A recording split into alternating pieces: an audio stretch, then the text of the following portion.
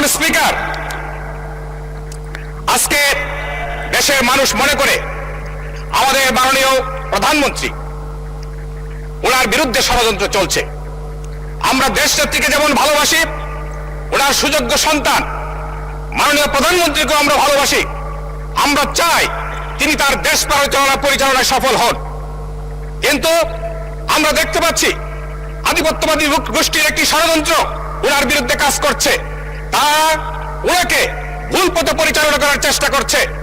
দেশের ৭১% জনগণ যে ভোট দিয়েছেন গণভোটে, সেই ৭১% জনগণের বিরুদ্ধে উনাকে দাঁড় করানোর জন্য ষড়যন্ত্র চলছে। মাননীয় স্পিকার,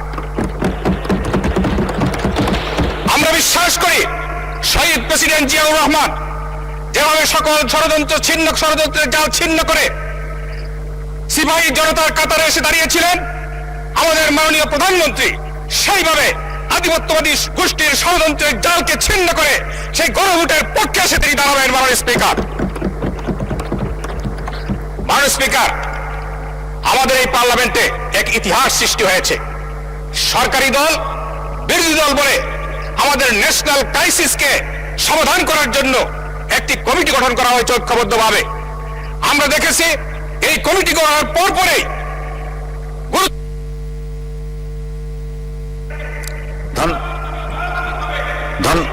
ধন্যবাদ মাননীয় সদস্য, আপনার বক্তব্য তো সমাপ্ত হয়েছে।